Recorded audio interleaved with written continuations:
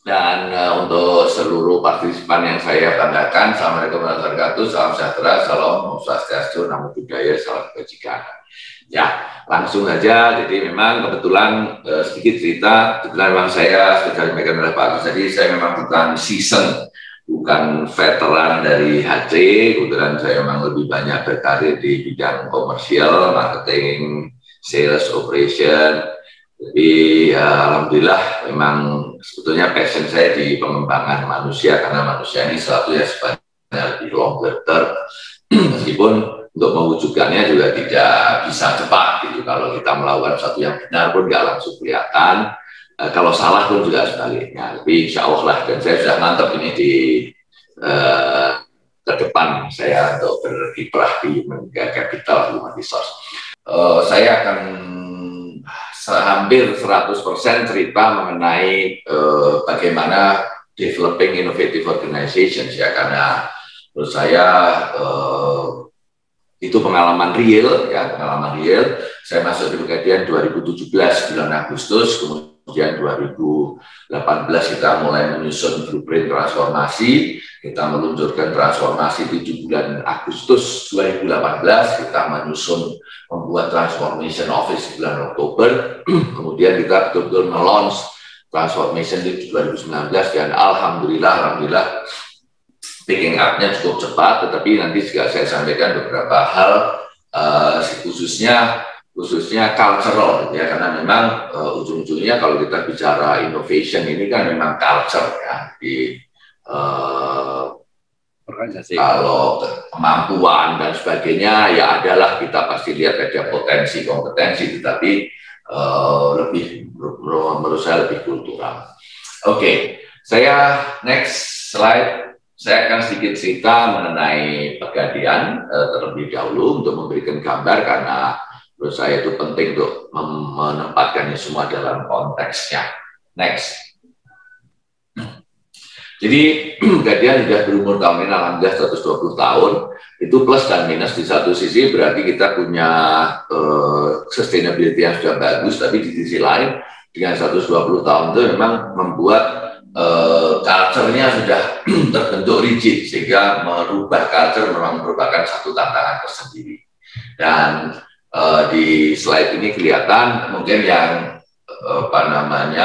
mark yang paling penting ada di 2016, karena sampai 2016 itu pasar Pegadaian, bisnis Pegadaian itu masih monopoli. Jadi baru 2016, persisnya 1 Agustus 2016 dibuka untuk swasta. Jadi kondisi ketika kita monopolistik dengan ketika kita masuk ke pasar yang kompetitif itu merupakan suatu perubahan yang luar biasa juga.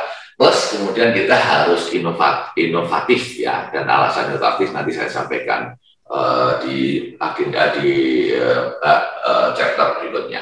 Kemudian 2019 kita transformation. Nah, 2021 ini kita akan sudah diputuskan oleh pemerintah, sudah disetujui oleh DPR, kita akan masuk dalam apa yang namanya ekosistem ultra mikro. Jadi nanti kita akan menginduk pada PT BRI Tbk, Rakyat Indonesia Tbk, bersama-sama dengan PNM, kami membentuk apa yang namanya disebut sebagai ekosistem ultra mikro.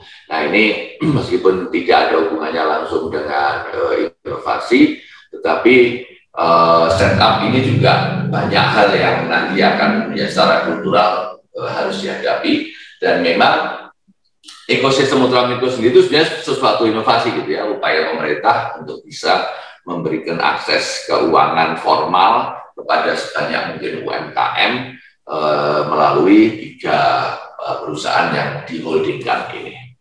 Next. Oke, ini company profile. Saya hanya akan sedikit beberapa highlight saja. Karyawan kita total sekitar 31.000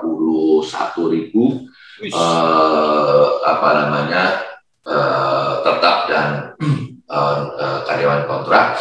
Tapi memang karyawan outsourcing ini juga menjadi wajah dari Pegadaian. Jadi memang tidak bisa kita kesampingkan, terutama yang banyak adalah satpam. Dan kalau kita lihat di industri finansial, memang satpam memegang peranan penting. Kemarin ada artikel mengenai BCA, bagaimana Satuan BCA bisa ramah dan sebagainya. Nah, ini juga kita juga mengarah ke sana. Udah, ini jangan didiemin lagi. Mohon bisa di-mute, Oke. Kemudian, alhamdulillah kami juga menjadi termasuk 10 BUMN penyetor dividen terbesar. Kami persisnya nomor 7. Dan ini suatu yang membanggakan juga. Dan untuk sedikit cerita, dari sekarang BUMN tinggal sekitar 108 ya, nanti mengarah ke 80. Ini terus berjalan, jadi angka persisnya saya kurang tahu persis, tapi makin lama diholdingkan makin sedikit. Dan memang yang BUMN yang berkinerja bagus itu sebenarnya tidak banyak. Dan visi dari Pak Menteri BUMN, Pak Erick Thohir, adalah menjadikan BUMN Indonesia itu mampu menjadi korporasi kelas dunia dengan tetap menjalankan PSO, Public Service Obligation. Dan di banyak negara, di Cina, di negara-negara lain, itu dimungkinkan. Jadi kita juga ingin bisa seperti itu. Jadi satu korporasi yang berkinerja world class, tapi juga tetap menjalankan public service obligation. Next, ini company performance di 2020. Alhamdulillah 2020 mungkin kalau dilihat angka-angka yang anjlok cukup besar hanya dalam tanda petik, mohon maaf, hanya di laba bersih, jadi kita minus 35%, 34,9 persisnya. Tapi alhamdulillah secara umum kinerjanya masih cukup bagus, dan ini juga berkaitan dengan innovativeness ya, dengan keinovasian teman-teman di Pegadaian. Meskipun sebetulnya kalau dalam skala 1 sampai 10 mungkin inovasi kita ini baru di 4 gitu, tapi datang dari 1 ke 4 sudah luar biasa gitu, tapi ke 10 masih jauh gitu. Jadi ini mungkin kondisi yang kita kerjakan saat ini masih di situ. Tapi dari 1 ke 3 itu pun suatu effort yang luar biasa yang mungkin nanti saya akan share. Next. Jadi ini cita-cita transformasi kami adalah menjadi becoming the most valuable financial company. Jadi OSL itu outstanding loan, kredit yang disalurkan, itu kita ingin jadi 2,5 kali lebih besar ya. Kemudian memang kami ada cita-cita untuk bisa go public. Jadi nanti ini dengan ekosistem ultra mikro ini holding di bawah BRI sebenarnya juga tidak tertutup kemungkinan untuk go public sebetulnya, karena ada cukup banyak BUMN yang punya anak perusahaan yang sebenarnya perusahaan terbuka. Kita berharap bisa market capitalization-nya sekitar 100 triliun, itu dalam hitungan kami ketika kami menyusun 2018 kurang lebih 3 kali. Dan ini kita kejar dalam 5 tahun, jadi memang transformasi yang insya Allah cukup agresif gitu. Next. Nah, cita-citanya sudah clear, tapi memang challenge-nya, karena tadi saya sampaikan datang dari satu perusahaan yang sudah 120 tahun, tetapi memang menikmati kondisi monopolistik segitu lamanya, maka ada tiga challenge besar, yaitu mengenai capabilities. Kenapa capabilities issue? Ya karena tidak ada musuhnya. Musuhnya adalah teman sebelah, dan di sini menjadi satu yang lazim saja. Kebetulan saya juga direktur pembina untuk 2 wilayah, jadi kami punya 2 wilayah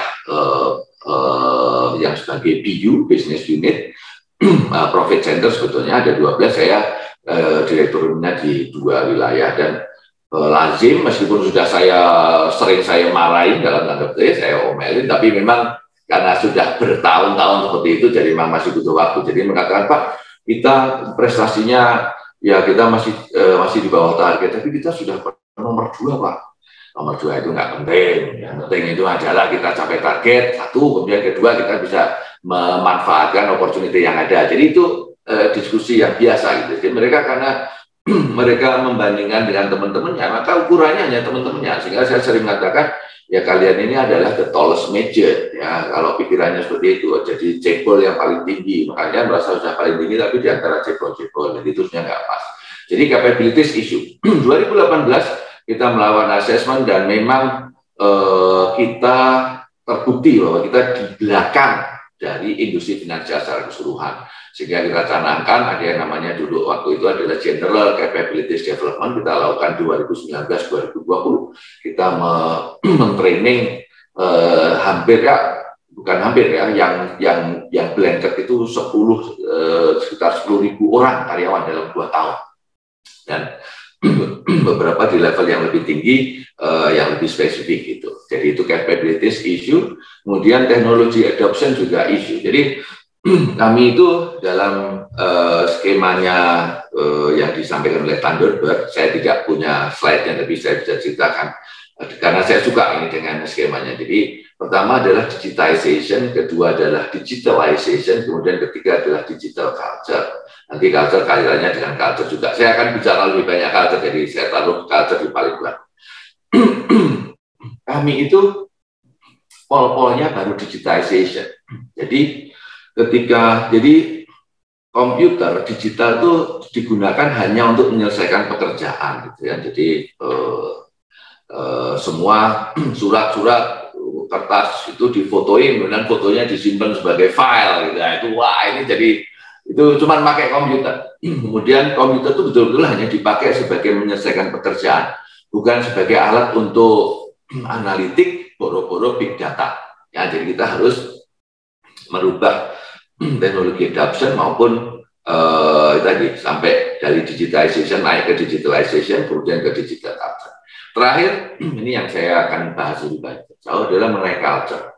Jadi baik learning culture maupun organization culture yang dalam kaitan dengan innovation sebenarnya dua-duanya. Ya, ini isunya. Next, nah saya coba cultural challenge di Pegadaian khususnya yang berhubungan dengan inovasi. Public service. Jadi memang karena public service kita hanya melayani, buka jam 8, tutup jam 3, lakukan settlement, pulang, maintenance, nengokin kos-kosan, bikin kos-kosan yang belum selesai. Jadi hanya jalankan tugas saja.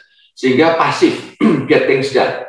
Innovativeness itu kan menuntut sesuatu yang lebih aktif. Ini enggak. Ya. Kemudian waterfall. Jadi semua harus selesai dulu, tradisional saja. Jadi kita experimentation, kemudian keberanian untuk mengambil risiko, memutuskan, mohon maaf, nggak ada. Ya. Ditambah lagi dengan pertama adalah compliance. Jadi yang penting itu comply. Ya. Bisnis mau seperti apa asal comply.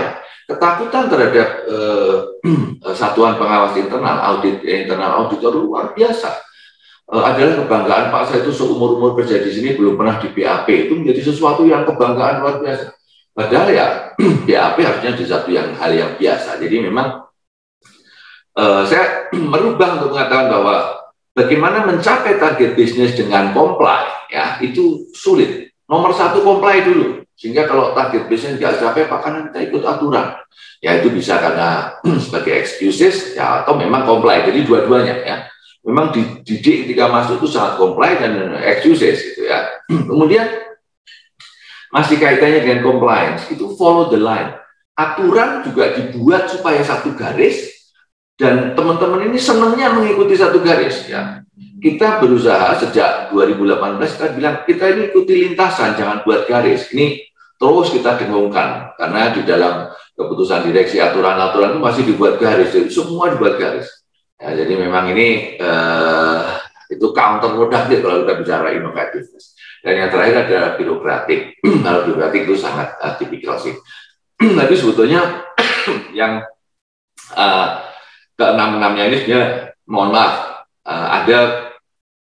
ada beberapa BUMN yang jadi aspirasi kami yang memang sudah jauh lebih maju, tapi sebagian besar hal ini menjadi sesuatu yang biasa. Next. Oke, nah sekarang kenapa kita harus berinovasi? Next. Jadi ini adalah competitive landscape yang 2018 yang lalu juga kurang lebih sudah seperti ini, tapi makin ke sini makin luar biasa challenge-nya. Kita mulai dari yang paling atas, nasabah Pegadaian. Nasabah itu relatif tua-tua, 35 tahun ke atas, 92%. 35 tahun ke bawah sangat sedikit. Nanti saya tunjukkan ada satu slide bahwa jumlah nasabah Pegadaian itu declining. Ya. Kemudian yang sebelah kiri persaingan bisnis gade. Semenjak dibuka persaingan bisnis gade cukup besar. Tapi sebetulnya ini tidak pressure yang paling besar, yang persaingan bisnis jadi. Tapi kita sekarang sudah mulai harus lebih kompetitif. Sebelumnya kan karena kita satu-satunya yang kaget. Yang bawah industri sejenis, fintech itu luar biasa. USD 9,1 miliar dolar loan itu kurang lebih kalau saya hitung sekitar 200-an ya, 15 kali ya, hampir ya 150 triliun kredit yang disalurkan. Kami terakhir sekarang kreditnya sekitar 60-an triliun. Jadi memang fintech ini sudah luar biasa dan growth-nya luar biasa. Kemudian ini yang terakhir BSI, awal tahun ini BSI dijadikan satu, ini luar biasa ya karena asetnya jadi 240 triliun, ini kan dari BNI, BSM sama BRI Syariah.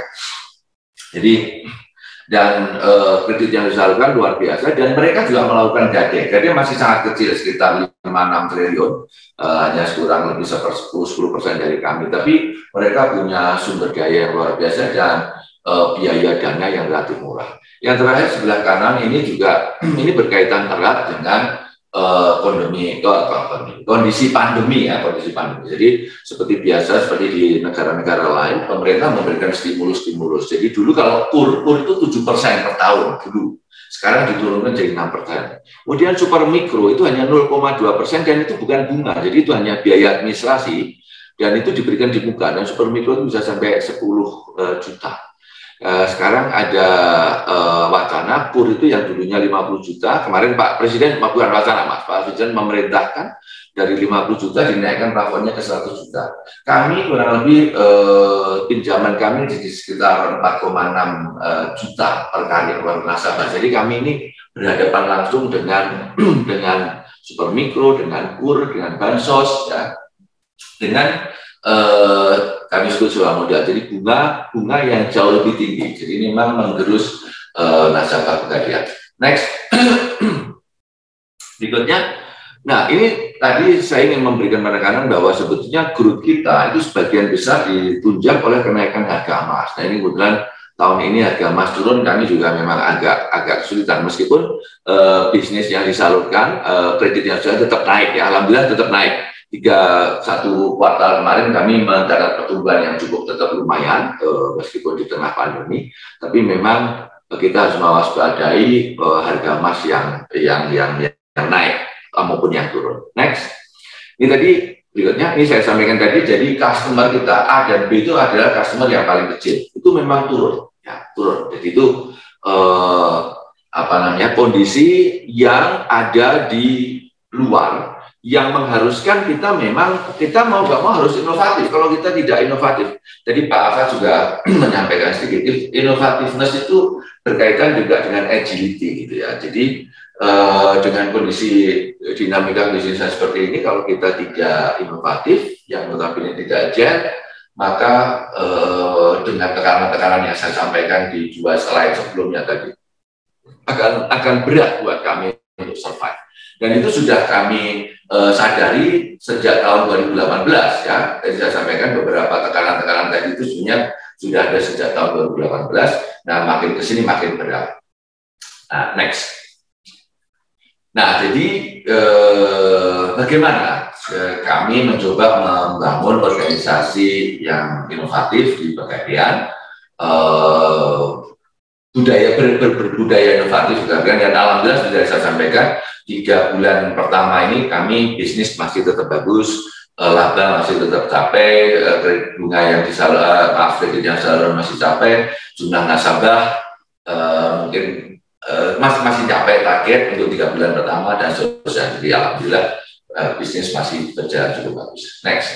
Nah, kami tahun lalu Kementerian meluncurkan karakter yang dinamakan akhlak, amanah, kompeten, harmonis, loyal, adaptif, kolaboratif. Sebelumnya kami punya value juga, cuma dimandatkan bahwa semua BUMN harus mengadopsi akhlak ini, karena memang menurut saya bagus, karena BUMN ini nanti akan, dan ini sudah cita-cita sejak dari menteri-menteri yang dulu ya, bahwa BUMN itu harus jadi satu kesatuan gitu, jadi nanti akan ada super holding di atas dan sebagainya, kurang lebih gambarannya seperti itu.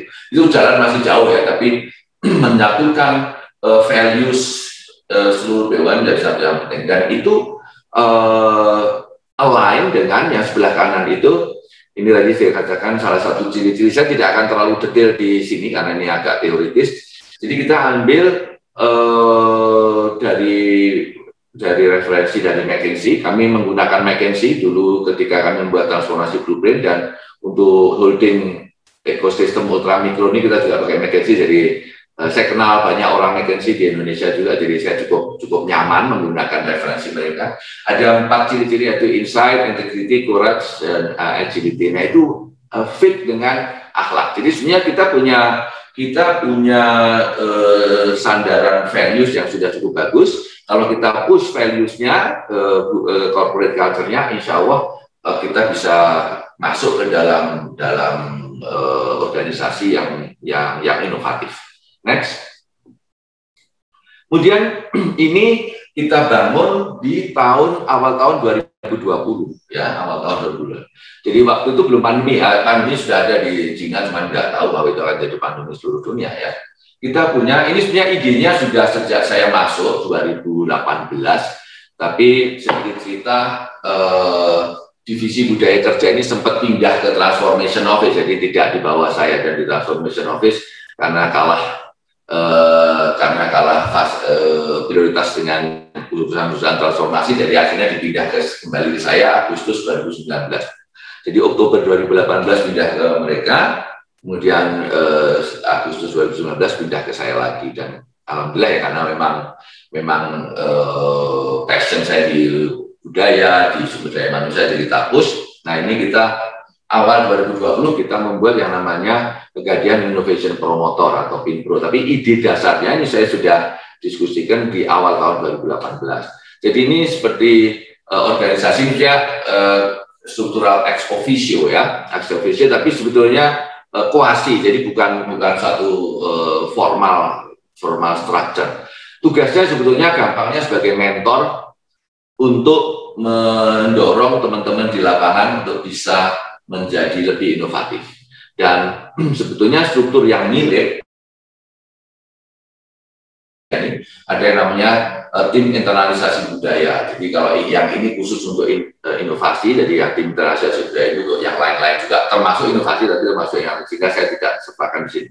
Tapi idenya adalah kita melibatkan leader untuk bertanggung jawab terhadap perubahan budaya, termasuk budaya inovasi.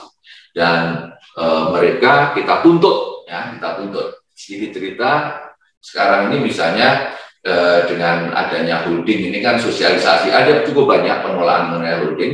Nah, sosialisasi holding ini kita tuntut para leader untuk mendrive, ya, karena mereka harus yang jadi role model, harus jadi yang meneruskan ke bawah semua perubahan-perubahan yang ada. Jadi holding ini salah satu disruption yang kita alami dan kita push melalui struktur tim internalisasi budaya. Nah, di sini ini khusus struktur untuk inovasi, kita sebut sebagai PINPRO, Pegadaian Innovation Promoter, berfungsi sebagai mentor. Next, dan itu leader itu balik satu lagi, leader itu kalau di wilayah adalah pimpinan wilayah, kemudian membernya itu adalah deputinya. Kalau di kantor pusat itu adalah direktur pembina, kemudian di bawah itu kepala divisi. Direktur bidang. Seperti saya punya kadif, saya itu adalah mentor-mentor ke bawah untuk inovasi. Next. Nah, kemudian jadi tadi ada culture-nya sudah, values-nya, akhlak tadi. Kemudian kita punya struktur informal, tapi ex officio, termasuk yang untuk tim internalisasi budaya itu juga struktur informal, ex officio juga. Kemudian kita punya infrastruktur untuk yang kita sebut sebagai PIA. Nah, PIA ini sebetulnya saya masuk 2017 sudah ada. Jadi sebetulnya direksi yang lain yang diperlukan, ini harus saya kasih ujian yang bagus. Ini kurang lebih proposal sedikit. Ini adalah yang di bawah itu adalah proses yang terakhir. Jadi ada 3 bulan implementasi sebelum bisa kita bawa ke final PIA. Jadi sudah harus proven. Ini sedikit dari cerita aja. Nanti saya bisa terangkan lebih detail kalau ada yang mau menanyakan. Next. Nah, saya mau cerita sedikit bahwa di awalnya 2015 itu direksi waktu itu membuat Pegadaian Innovation Award, tujuannya apa? Tujuannya lebih jangka pendek sebetulnya. Meskipun kalau kita lihat sudah ini itu ada rencana jangka panjang perusahaan yang diturunkan menjadi RKAP, rencana kerja dan anggaran perusahaan, itu adalah business plan untuk tahun berjalan. Nah, tujuannya adalah bagaimana mencapai business plan di tahun tersebut, Pegadaian Innovation Award. Jadi belum bicara bagaimana menjadi organisasi yang agile, bagaimana organisasi berbudaya inovatif, belum, hanya untuk mencapai itu. Tapi nggak masalah, karena ingat waktu itu kan masih monopolistik. Ini sekedar contoh saja bahwa memang target-target itu biasanya jangka pendek gitu, karena dengan monopolistik ya, apa yang kita kerjakan hanya menjalankan tugas saja. Next. Nah, ini gambarannya 2015, 2016, 2017 saya masuk itu sudah ada. Jadi itu memang baru create environment, saya sebut sebagai create environment. Kemudian 2018, 2019 itu kita coba foster the spirit of innovation. Kita coba genjot, nanti partisipannya nanti ada di slide berikutnya. Genjot kita bagi antara TI dan non TI, ada dan lihat itu sudah ada perubahan perilaku budaya yang kita kejar di 2019. Nah di 2020 kita sudah masuk ke Kaizen, yang tadi Pak Afat juga menyampaikan, continuous improvement di situ, dan alhamdulillah sudah jalan bagus di 2020. Jadi memang dari sesuatu yang sifatnya pragmatis, kemudian kita lihat bahwa ini tidak boleh pragmatis, harus ada sesuatu yang sistemik dan merubah culture. Kemudian alhamdulillah 2020 Pinpro alhamdulillah sudah jalan dengan bagus. Jadi baru tahun pertama, masih banyak kekurangan di sana sini, tapi alhamdulillah tadi ada 3 bulan implementasi dan sebagainya sudah berjalan. Next. Nah, ini kurang lebih hanya gambaran aja. Partisipannya naik luar biasa, ya, dan melibatkan lebih banyak orang. Next. Oke, ini saya kira ini idealisme kami, yaitu adalah kolaboratif, nilai budaya perusahaan, kemudian isu eksternal dan internal. Tadi saya sudah sampaikan tadi banyak isu eksternal dan internal tadi yang di mengapa Pegadaian harus berinovasi tadi saya sampaikan ke depan. Jadi itu bagaimana kita selalu harus merubah diri kita, berinovasi, ya, agar bisa survive. Next. Nah ini yang terakhir, memang tadi alhamdulillah sekedar sedikit bukti saja bahwa it works ya. Tadi yang Pinpro tadi, karena yang menjalankan, yang lebih banyak terlibat di sini adalah anak-anak muda itu ya, first line manager itu yang supervisory lah, first line manager itu supervisory. Kemudian dari sisi umur juga relatif di usia-usia itu gitu ya, millennials. Next. Oke, dan ini tadi saya tidak akan masuk di sini terlalu, ini ada penjelasannya di berikutnya. Next. Jadi suggestion system itu individu, kemudian di sini yang quality control circle itu yang dalam satu direktorat, kemudian quality control project itu dalam direktorat yang berbeda. Nah, stop di sini dulu sedikit saya sampaikan. Di sini ini di Pegadaian ketika saya masuk itu membentuk tim itu harus tim ya, saya belum bicara squad. Membentuk tim itu harus ada surat keputusan direksi. Jadi kalau tanpa ada keputusan direksi itu orang tidak mau bekerja bersama-sama temannya, tidak mau. Jadi kolaboratif itu sangat kurang bagus. Saya agak shock waktu itu 2017. Salah satu kepala divisi apa itu harus ada takdirnya, harus ada SK-nya. Cuma mau membentuk tim aja harus ada SK-nya. Ya. Artinya tim ini sampai ke tim yang sederhana gitu maksud saya. Kalau kita tim lintas direktorat mungkin memang membutuhkan, karena itu pasti akan ada tambahan kerjaan di luar tambahan sehari-hari, kerjaan mereka sehari-hari itu yang membuat harus ada SK-nya. Itu cuma sederhana satu direktorat saja juga harus ada SK-nya, jadi saya nggak paham waktu itu. Nah ini coba jenisnya. Next. Oke, alhamdulillah dalam saya ada di sini, ini tahun saya keempat, alhamdulillah cukup banyak yang kita lomba inovasi tingkat nasional antar BUMN, kita juga dapat penghargaan. Next. Internasional kita juga mendapatkan penghargaan tahun 2018 dan 2019. Saya kira untuk saya sudah selesai slide saya, tapi mungkin sedikit saya wrap up. Jadi kami saja ketika saya masuk 2017 itu saya masuk dengan 3 orang, 1 orang dari Pegadaian, 2 orang saya dari luar Pegadaian. Kemudian bulan November masuk di root kami orang dari luar juga. Jadi memang waktu itu sudah disadari bahwa Pegadaian ini sesuatu yang bagus, tapi memang harus ditransformasi, dan untuk mentransformasi membutuhkan suntikan pemikiran-pemikiran dari luar, sehingga saya masuk ke sini. Kemudian 2018 kita membuat blueprint, dan 2019 kita luncurkan. Dan tadi yang saya sampaikan, perubahan yang paling besar itu adalah di mindset dan culture, dan itu sangat rigid banget, sangat rigid banget. Tadi saya sampaikan, berbuat kesalahan itu tabu di sini. Tadi saya sampaikan di BAP itu Pak, memang internal auditor sangat mencekam dan semuanya berupa garis, jadi memang nggak memungkinkan untuk inovasi. Nah ini alhamdulillah sampai hari itu saya sebenarnya juga masih merasakan, tapi tadi saya merasakan saya sudah jadi orang yang lebih sabar sekarang. Tahun 2018-2019 itu tahun yang berat buat saya karena very frustrating. Jadi merubah itu luar biasa susah, dan saya cukup terkenal di sini jadi orang yang direktur yang suka marah-marah. Sesuatu yang nggak pernah saya lakukan di tempat saya lama. Saya di tempat lama jadi direktur sudah cukup lama, tapi saya hampir nggak pernah marah dan nggak pernah teriak gitu ya. Saya di sini 18-19, cuma tahun 2019 itu paling berat-beratnya.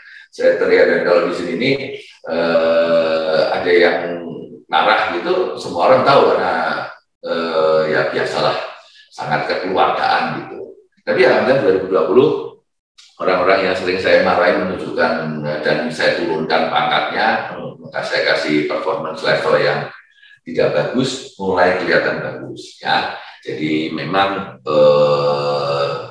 apa ya, semua ini banyak pengorbanannya gitu ya, termasuk saya jadi orang yang agak jahat gitu, tapi ya nggak apa-apa, alhamdulillah bisa jalan. Dan jadi saya sampaikan 2020 kami bisa sampai yang bagus, 2021 first quarter juga alhamdulillah bagus, dan tadi Pak Gus terima kasih menyampaikan kami banyak menyangkut penghargaan untuk digitalisasi dan sebagainya. Jadi ini sesuatu masih jauh ya. Saya selalu mengatakan kalau kami mau dari Jakarta mau ke Surabaya, ya mungkin kami masih baru sampai Cirebon, sudah cukup jauh dari Jakarta, tapi ke Surabaya masih lebih jauh lagi.